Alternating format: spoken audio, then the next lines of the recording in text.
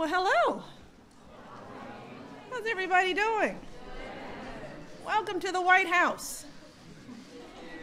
Yeah, it's nice. Yeah, we can. Come on, let's do this. I know sometimes it's hard to know how are you supposed to act in the White House. Hey, everybody's sitting with their just loosen up. Loosen up. It's okay. You all are here. You're just going to talk. I can tell you all talk a lot. So you're just going to talk a little more right here in the White House. We are honored to have you. Welcome, welcome.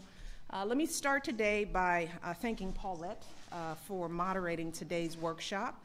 Paulette is the new director of the Office of Public Engagement, and right here in the White House, and we're glad to have her on our team. I want to give her a round of applause, Paulette. I want to thank Harrison Ford. I wanted to say that for a while. Harrison Ford. So you think you tripped because I'm here? I'm tripping out because he's here. And look at this stage. Mr. Harrison Ford, Chadwick Boseman. He's as cute as he was in the movie. Just admit it. Outstanding, as well as Brian Helgeland, who is here as well. You're going to hear from them. And I want to thank all of you young people here, because I want to make sure I know who's here. We have students from Gaithersburg, Maryland. Who are you? Where are you? Maryland in the house. Alexandria, Virginia.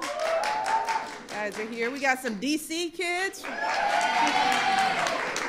Of course, you all are the loudest ones. It's okay.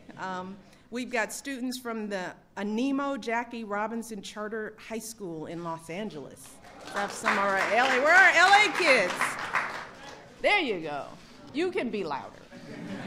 It's okay. You all traveled. But I want to make sure that you all know how welcome you are here in this house, because the truth is we do these things. We make sure that we do these workshops so that you all know that this is your house too. So we want you to make yourselves at home. We want you to feel good and relaxed and learn and ask questions, okay? And finally, I saved the best for last. I want to pay special thanks to a woman that I am totally in awe of. And I'm not going to get emotional. I'm going to say that now because, I can tend to get emotional. But she's a woman of strength, of courage, conviction, a woman who paved the way for me, but she paved the way for millions of Americans all across this country. We have with us Mrs. Rachel Robinson.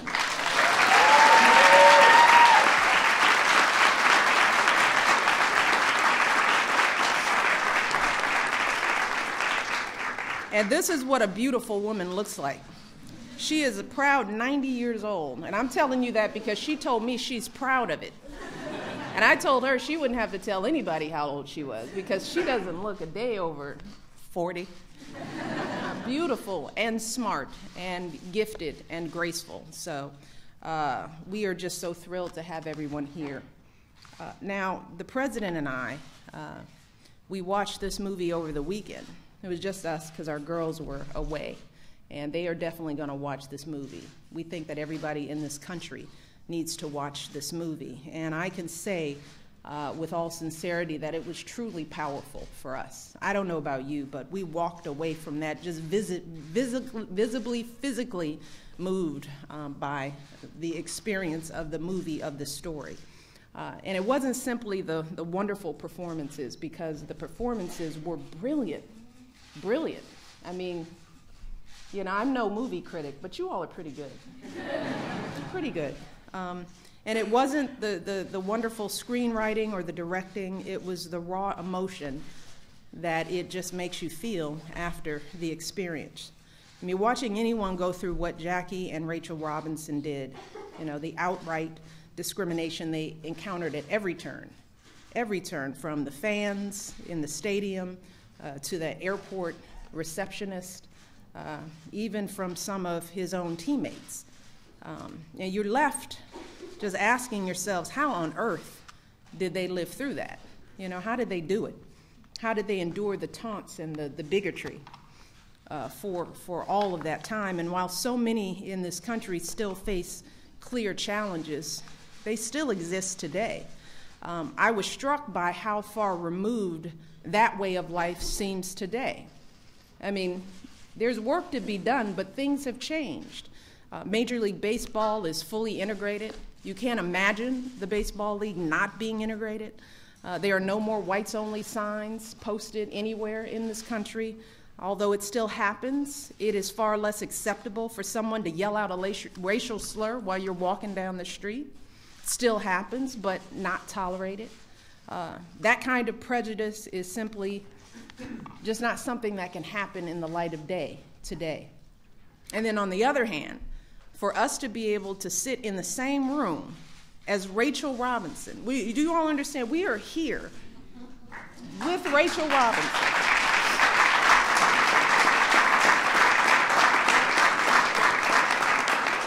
The woman who lived through that life, whose memories and perspectives will forever be shaped by those experiences. Her presence here today makes us realize just how connected we are to that part of our history. It is very real and very tangible. In the end, I can't help but marvel at just how far we've come over the course of this woman's life, but it also reminds us how far we have to go, how much more work we have to do. Jackie and Rachel Robinson's story reminds us how much hard work it takes to move a country forward. It reminds us how much struggle is required to make real progress and change. So as you reflect on this story, not just today, but I hope you keep thinking about it for the rest of your life, I want you to think about how much strength it took day in and day out for Rachel and Jackie Robinson and for thousands of other people just like them all across this country to keep pressing ahead, even though some folks wouldn't even treat them like they were human beings. They just kept pressing ahead. It would have been easy for them to get mad, right? Because I know I was mad just watching the movie. It would have been easy for them to get mad or to give up. But instead, they met hatred with decency. I want you all to keep that in mind. They met hatred with decency, and more importantly, they gave their absolute very best every single day. Do you hear that? They gave their best every single day. From the time they were young people, just like all of you, they worked hard to prepare themselves for greatness so that when the opportunity came their way, they were ready for that greatness. You know, this would have been a totally different story had they not been prepared, had they not trained themselves, had they not educated themselves. Yeah, Jackie Robinson certainly was a tremendous athlete, but he was so much more than that. You know, he bravely served in our armed forces.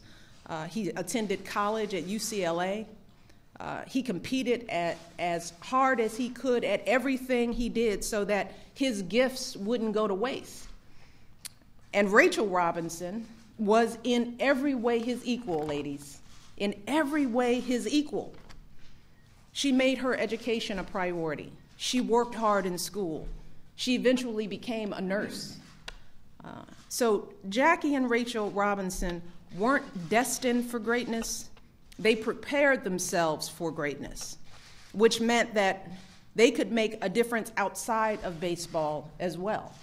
And that is the only thing that is important for you to understand. You can be great in your profession. You can earn a lot of money. You can be famous. But the question is, what are you doing for others? After he retired, Jackie Robinson became a leader in the civil rights movement, working with Dr. King, the NAACP. He helped to start a bank to help other minorities start their own small businesses and to own their own homes. And after his death, Mrs. Robinson carried on that legacy by starting the Jackie Robinson Foundation, which has provided college scholarships and training and career opportunities for more than 1,400 underserved students. In fact, I know that we have a few Jackie Robinson scholars here today who are studying at Howard and Georgetown and Yale and Brown and even my alma mater, Princeton. Righteous. And I have seen the quality of these scholars firsthand because one of my personal assistants, little Kristen Jones, was a Jackie Robinson scholar in 2003. And I couldn't be more impressed by the work that she has done and the young woman that she has become. Very proud of you. And more than anything else, that is Jackie Robinson's legacy, opening up a whole new world of opportunities to young people like Kristen and every single one of you here today. And that's why it was so important for me to have all of you here for this event. We intentionally did this. Now, we're going to have a screening for a bunch of fancy people somewhere later on down the line, but we wanted to be here with you because this isn't just about watching a wonderful movie about an important moment in history. This is about helping all of you believe that you can write your own history. And I can't say this enough to enough young people. You might not be able to hit a ball like Jackie Robinson, but you can get your education. In fact, you must get your education and demand more of yourself every single day. You have to do that, and you have to pick up yourself when somebody knocks you down, because you will get knocked down. But to do all of that, you have to put the work in. You know, that's all I have to say. All of this is about hard work, and you have to be willing to face any obstacle you might encounter along the way. That's what Jackie and Rachel Robinson did, and the same could be said for all the folks on this stage, quite frankly. Before he became an actor, Harrison Ford had to overcome a crippling fear of speaking in front of an audience, so he's terrified right now. And it took Chadwick 10 years of hard work before landing his first starring role. So this stuff doesn't come easy. And then Brian, sits down to create a script, and that means hundreds of hours of writing and rewriting, painful doubting and rewriting. Oh, you can see the pain before he comes up with a finished product. And that's really the secret, and I want all young people to understand, what does it take? What does it take? What's the secret? The secret is that no one comes out a finished product. None of us are finished products. There is no magic that makes someone an actor or a director or a doctor or a lawyer or president or first lady. There is no magic. That is the one thing I want you all to understand. If you gain nothing from this movie or any of our lives, there is no magic. It takes grit, takes determination, and a whole lot of hard work. And as you saw in the movie, it takes guts. So as you think about the obstacles you face in your own life, as you hear someone telling you that you're not good enough or that you don't belong, I want you to think about how Jackie Robinson got up and played after he got spiked in the leg. I want you to think about that. I want you to think about how Rachel Robinson is still working to make this world a better place at 90 years old. She is still not stopping. You can rest a little bit. And then I want you all to put your heart and soul into everything you do. Every single thing you do. Can you promise me that? There is no exception to that rule. Everything you do, you have to do 120%. And you all are capable of doing that. Everyone is capable of doing that. And that's going to start right now. Your first test of how passionate you're going to be is right here today. Because I want you all to take full advantage of what we have for you. I want you to ask questions. I don't want you to hesitate. I don't want you to be shy, because the first step in greatness is just using your voice. Just knowing that whatever question, whatever thought, whatever ideas that you have meaning and relevance in the world, and you will not hesitate to make your voices heard.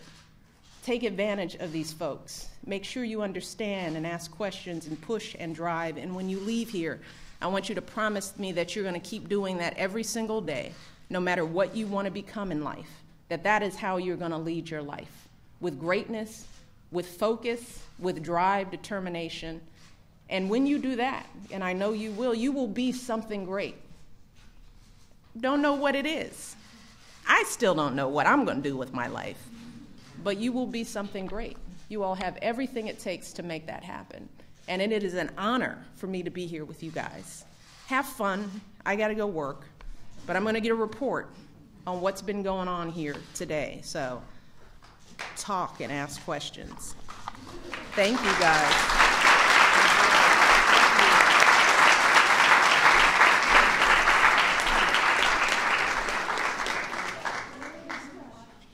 Before we get started, I'm going to invite the producer of the movie, Thomas Tull, to come and join us up here and say a few words.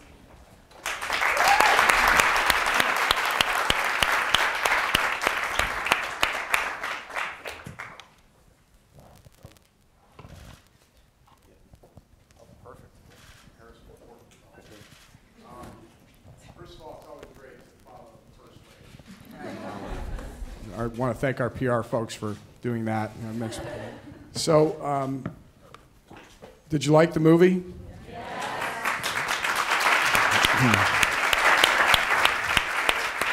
I'm one of the luckiest guys you're ever going to meet because I grew up in the middle of nowhere in upstate New York, and the chances that I'm standing here at the White House talking to you about this film is incomprehensible to me. We've had the great fortune at Legendary of working on the Dark Knight series, 300, Inception, Hangover, which I'm sure none of you saw.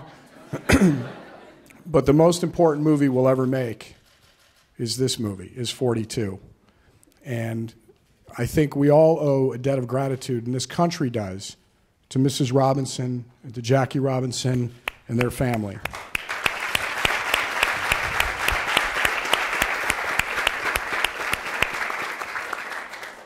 And I'll leave you with this. In the very fortunate position I find myself in, I get to meet fancy people all the time. Acting stars, athletes, all kinds of folks. And for whatever reason, I've just never gotten nervous. But when I went in for the first time to meet Mrs. Robinson, I was nervous. And it's hard for me to convey to you the class, the grace, and how grateful we are that you let us tell this story. Well, thank you very much. Thank you so much for coming today.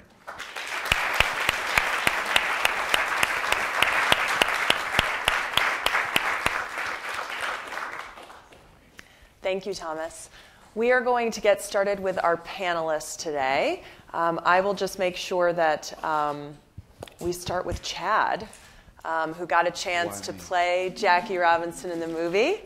And I wanted to ask, is there something that you learned about Jackie Robinson and the influence that he had through this process that you maybe didn't know before?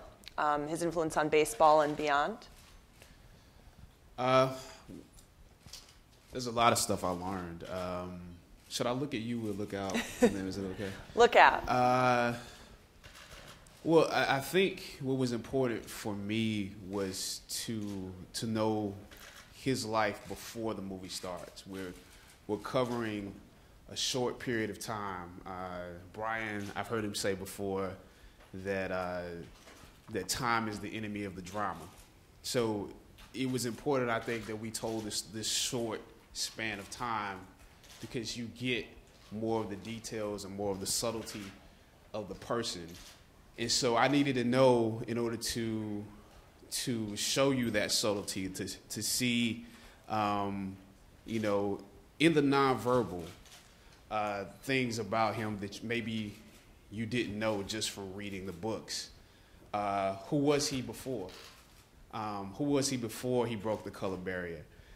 And he was already a great person before he did this. I mean, he was already known as one of the most all-around athletes in America. In fact, that was one of the headlines, that he was, the Jim Thorpe of his time.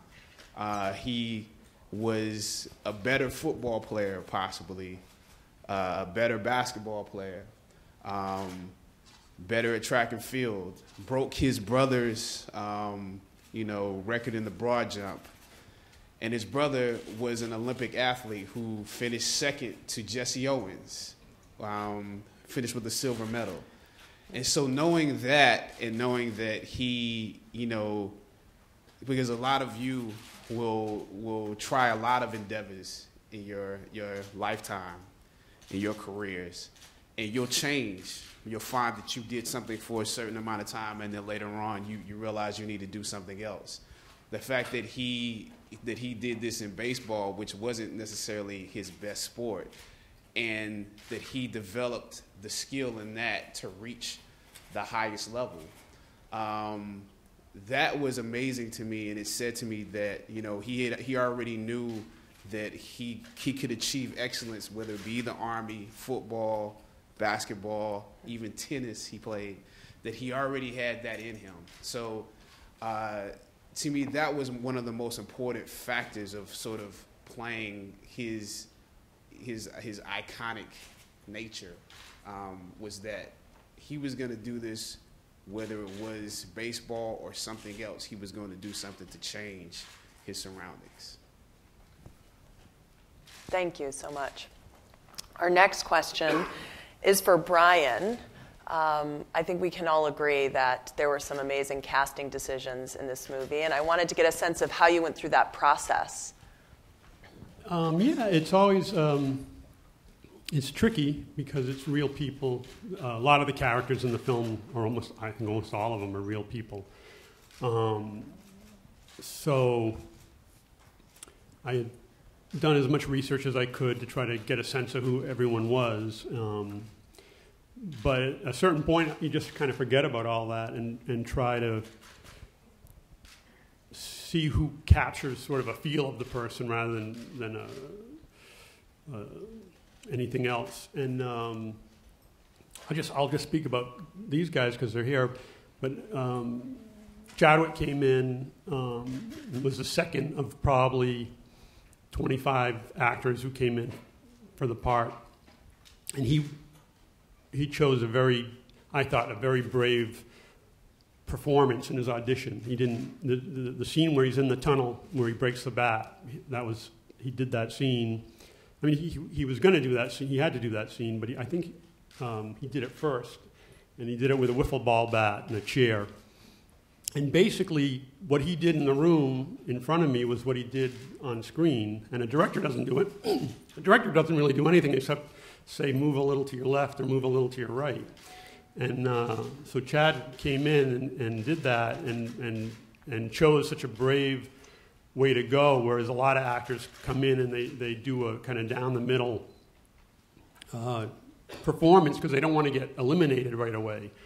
But he came in and said, look, you're going to either like me or not right off the bat, and we're going to know in 5 minutes. And he left the room, and if it was, if it was the Olympics and it was the high jump, he had just cleared the bar that everyone else had to get over, and no one else ever got over it. And he has to play one of the bravest men who ever lived, so I thought that he came in brave was a great indication.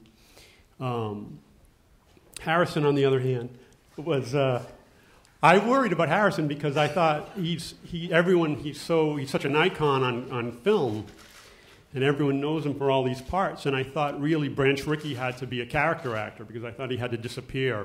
The actor playing the part had to disappear, and I was going to tell him all that when I met him to dissuade him from being interested, and he beat me to it. And he said, "You know what? This guy's got to. I have to disappear."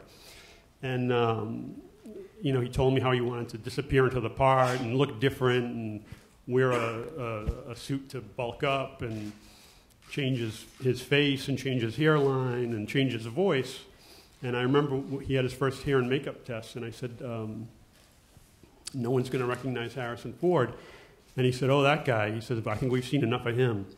And which it was the perfect spirit of him wanting to serve the story and knowing that, and everyone, I think, not just him, but everyone knowing that this story was bigger than any of us trying to tell it. But he led the way there with wanting to leave Harrison Ford at the door and walk through the door as Branch Rickey, which I think he did great.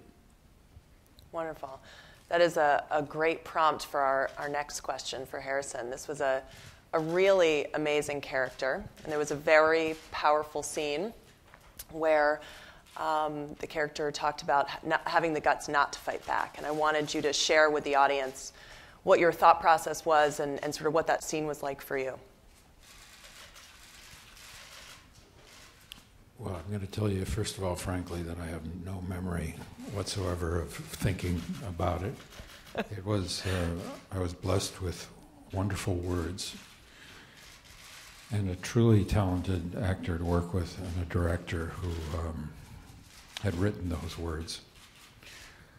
And You know, my job is to be useful, to help tell the story. And Branch Rickey was a wonderful character, and there was a bit of complication in the scene because his behavior was a test for Jackie Robinson. And it was a tough test. It was a test for Branch Rickey as well. And I simply thought of it as a wonderful opportunity.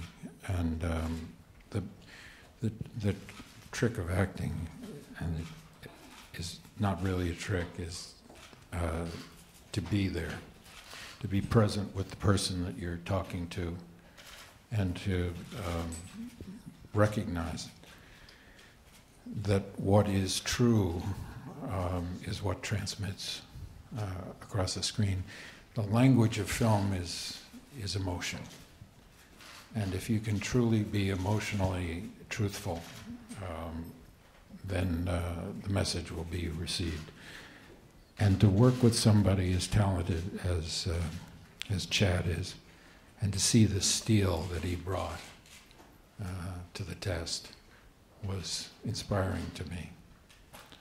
And but behind everything here was the knowledge of what Jackie Robinson was able to do, what Jackie and Rachel were able to do for us all.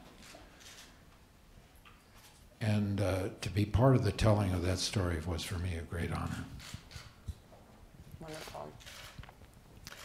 Rachel, the next question is for you.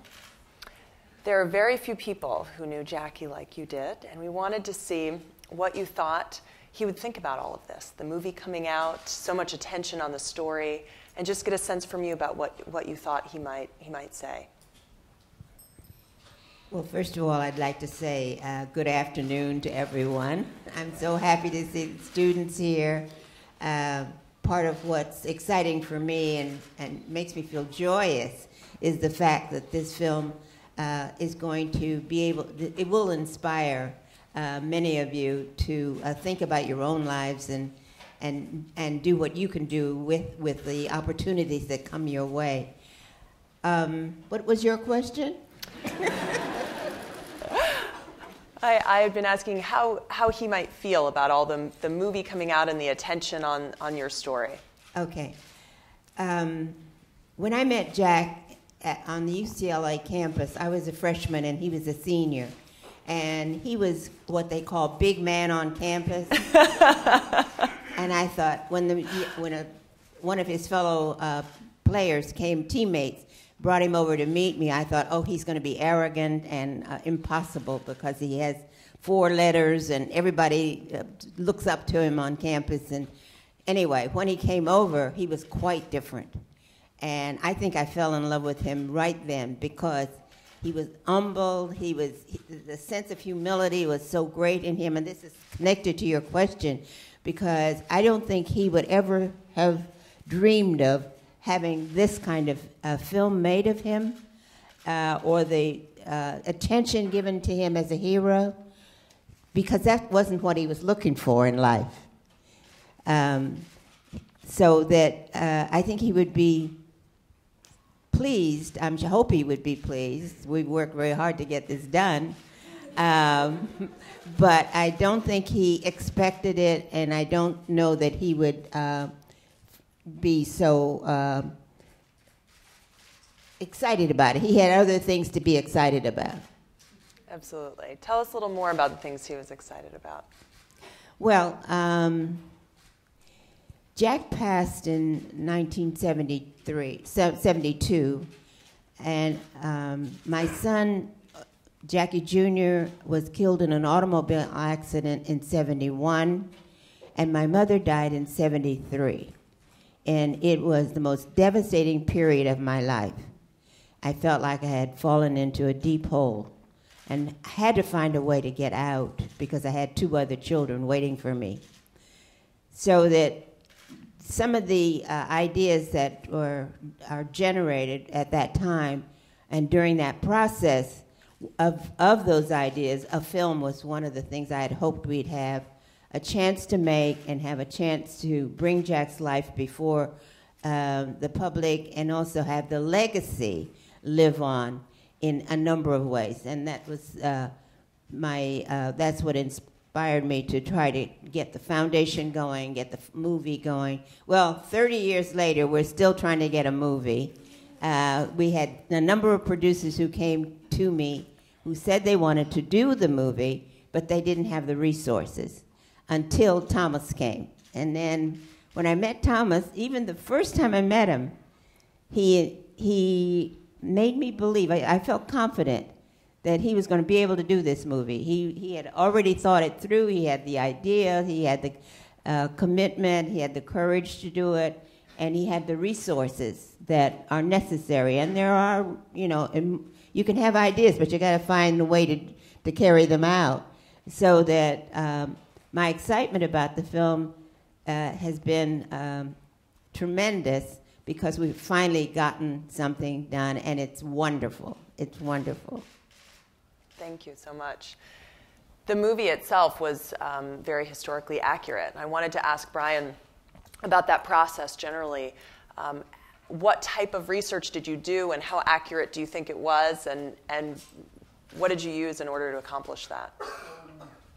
Well, the great thing for me as a writer is that time period and that year are so documented by biographies and Jackie's own autobiography and newspaper accounts, and Red Barber, the sportscaster, wrote a book about that year. Leo DeRocha wrote an autobiography that has a chapter about that year. So it was great resources, and you kind of put all that together and tried to find, because everyone exaggerates one way or the other their own importance, and naturally, and you try to find the truth, the spirit of the truth in the middle of all that. And what I tried to do was never have a scene that I didn't have some proof happened in some form or another, that someone hadn't had an account of.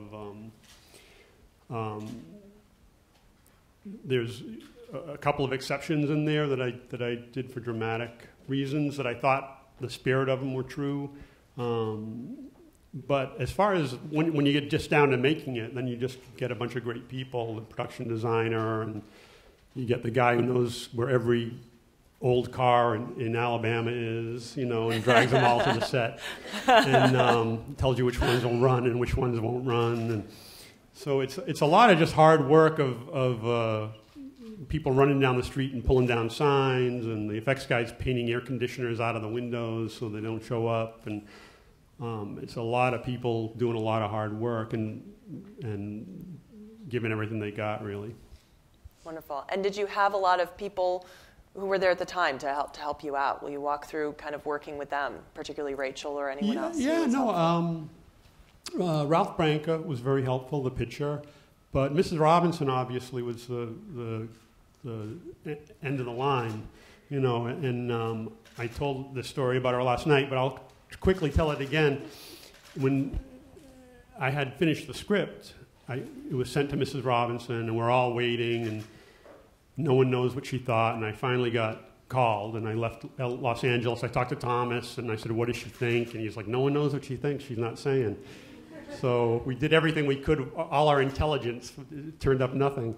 And I got to her office, and I'm waiting, and I'm sitting there, and she walks in, and she has a script. And I should say, first of all, the scene with the balk, where the guy balks and Jackie scores, in the original script, because a balk is such a difficult thing. I still don't understand what a balk is.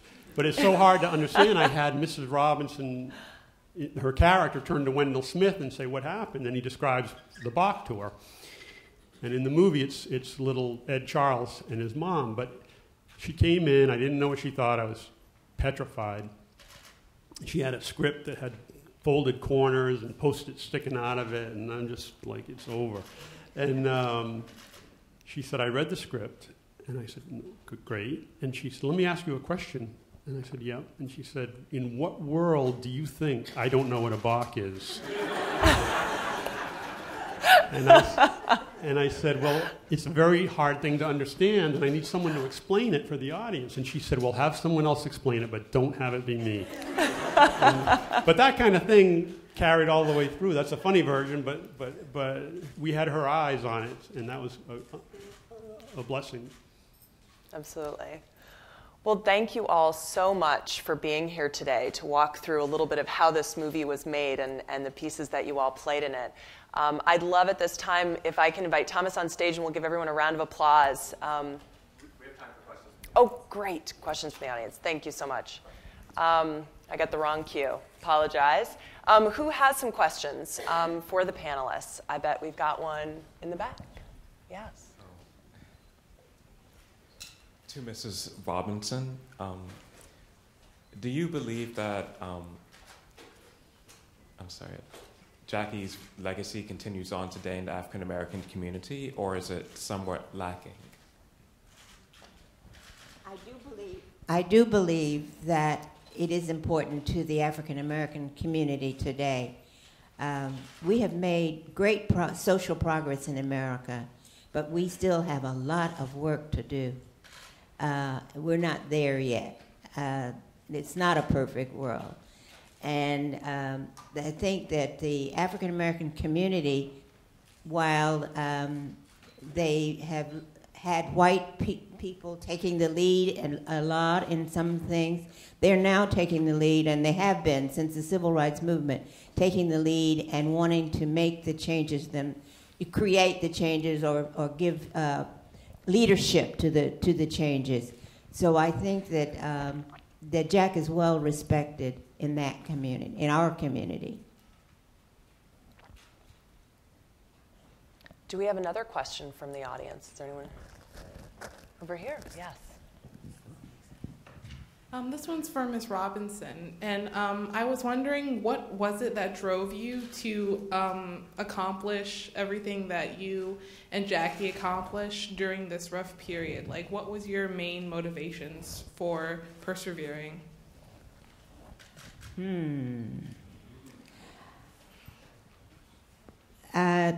We were put in a situation. We found ourselves in a situation. Jack and I were engaged for 5 years, and we had decided that we would not get married until I graduated from college and he had a job.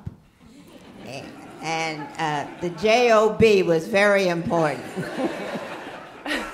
So when these things happened almost at the same time, I graduated, and then Mr. Ricky came forward, and so we had the thing that we had planned to.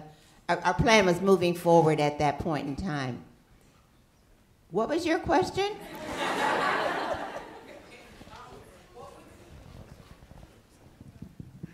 What was your main motivations for what were your main motivations for persevering?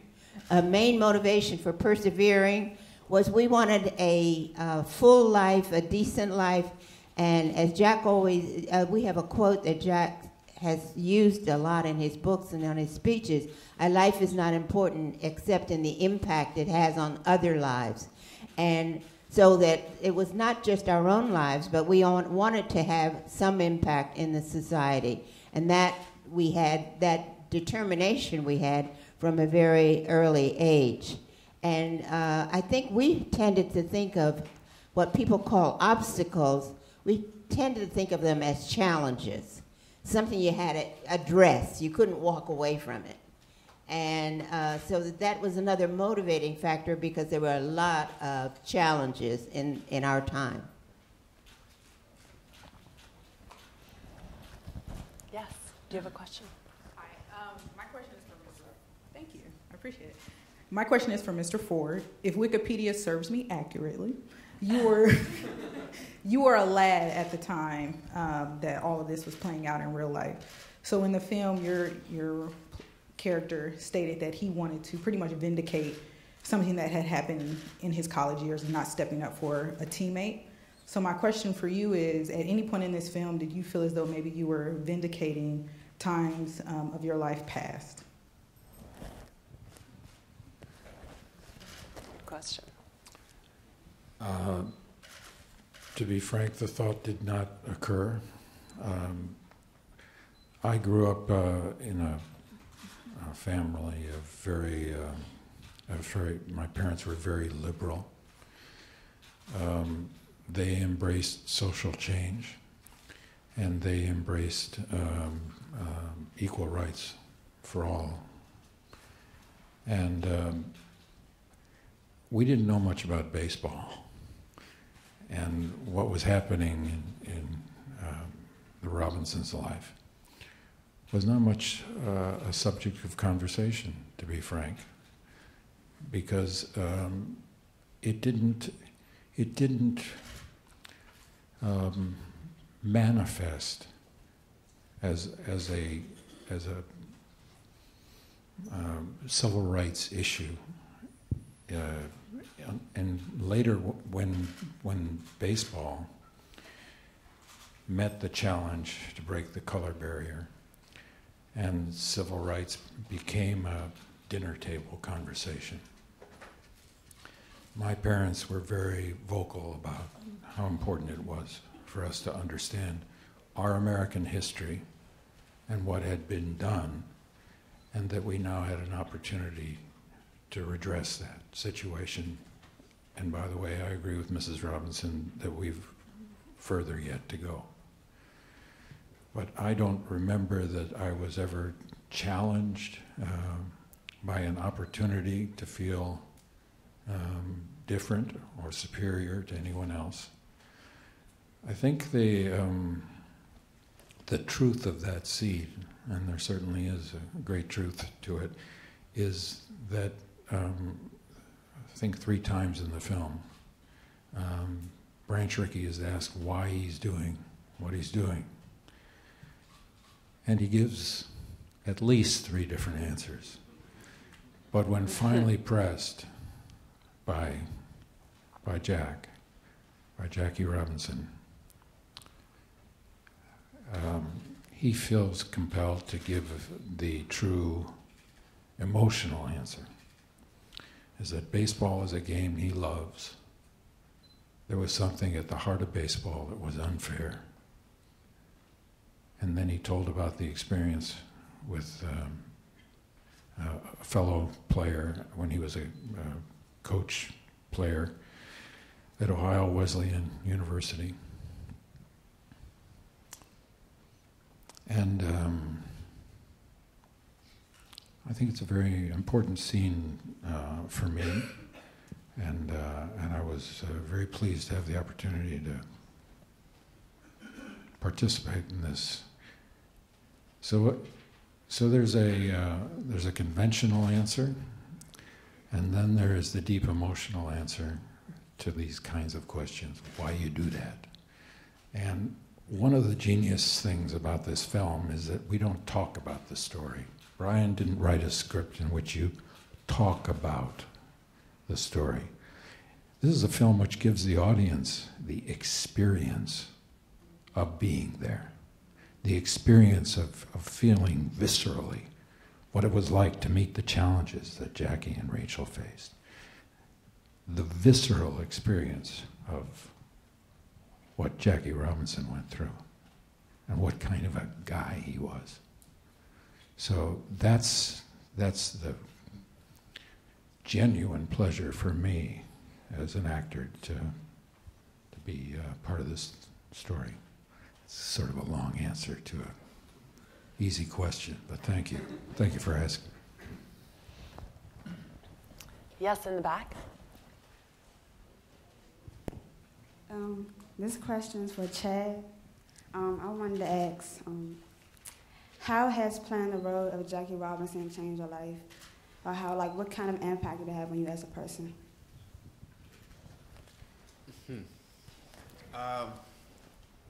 Well, it's completely changed my life.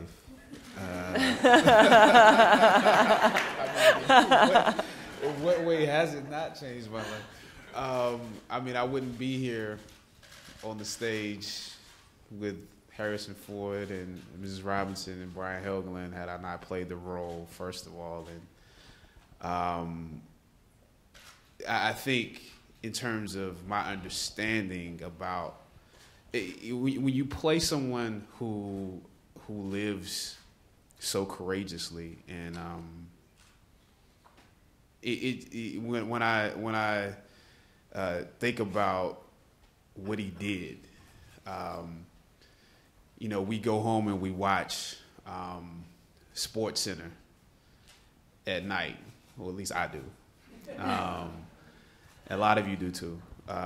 You have your favorite players. You have the clutch moments that you sort of, you know, play back over and over that a player does during the course of a game.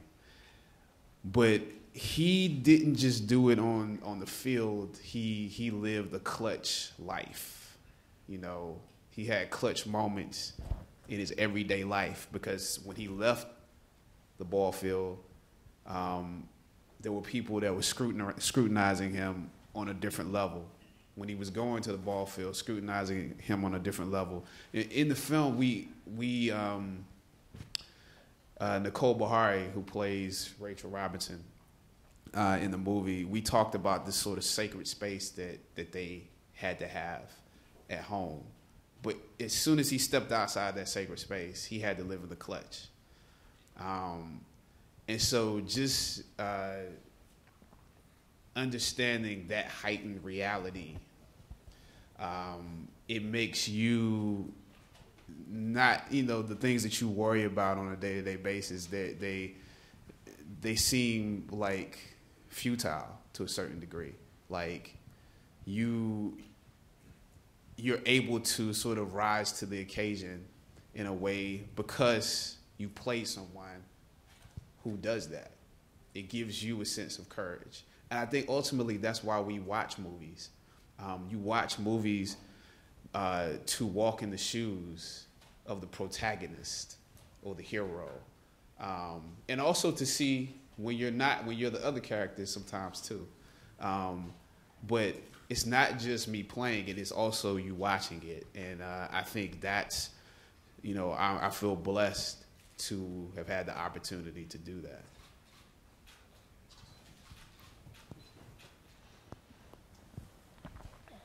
I'll take one from over here.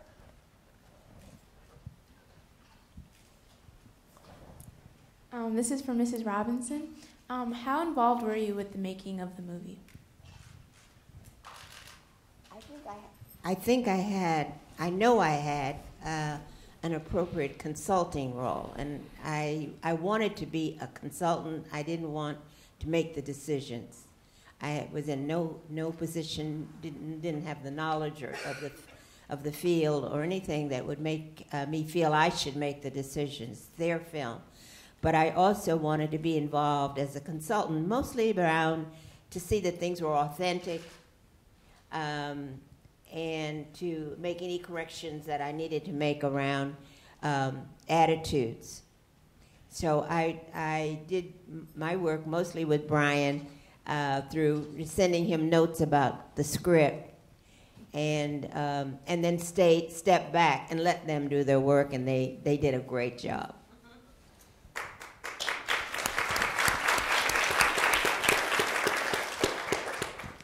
Can we take another question from about midway back in this section? Great. I have a question for Ms. Robinson. What was your first reaction when your husband told you he was going to be the first black male in Major League Baseball? He called me from New York. I was in Los Angeles, and he called me from New York to tell me they had just met with Mr. Rickey, and that Mr. Rickey had made this offer to him, which was out of the blue and not expected and tremendous. And he said I was not to tell anyone because Mr. Rickey wanted to make an announcement and we had to keep it a secret. I was thrilled for several reasons. One, because this sounded like a real opportunity, but also it meant we could get married. And I've been waiting a long time. So it just sent us into space in terms of being excited, and we got together as soon as we could after that, so that we could plan our marriage along with planning his entry into baseball. Can we take a question up front? Is there a mic nearby? Thank you. This question is for Mr. Bozeman. I was wondering, I'm not a professional actor, so forgive me if I'm wrong, but in order to convey emotions accurately and with great power, one must, I believe, draw upon one's own experiences. Was there ever a time while filming this movie that you had to draw upon your own experiences in order to convey the struggles that Jackie Robinson has gone through in his life? Yes. How do I even answer that? Like, you know, there's several answers. I try to do it quickly. One, it's not as complicated as people make it, as people like sort of imagine it to be. I think all you need is, as Harrison Ford has eloquently said, is the person that's in front of you, and your imagination, and a good scene. You know, the words and the context that's given to you a lot of times is enough,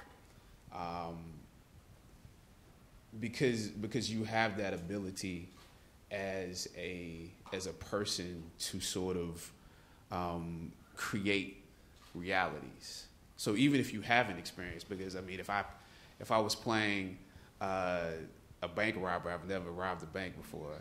You know, if I'm playing a doctor, you know, I didn't study, I didn't go to medical school. So there are a lot of times when there's not a exact parallel between you and the character. Now, have I experienced racism before? Yes. I'm from the South. You know, there's a use of the N-word in the movie. I've been called that before, and not in a colloquial context. You know, we change the meanings of that word a lot of times, and sometimes somebody will say that word, and they say they're calling you their friend. I'm saying I've been called it, and with the same intentions. But I think, you know, for the most part, in doing this movie, everything was already there. You know, the racism is not dead, so it's not like there's a gap that you have to bridge between the past and the present, but it's not dead. And so all you have to do is sort of peel back the reality that we already live in order to reach where these characters are. And I still don't know whether or not we found everything that's there, but I think what I love about this movie is that it gives you the opportunity to feel some of it too. So, I mean, I don't know if that's a true answer, but that's the best I can do for you right now. All right, we have time for one last question.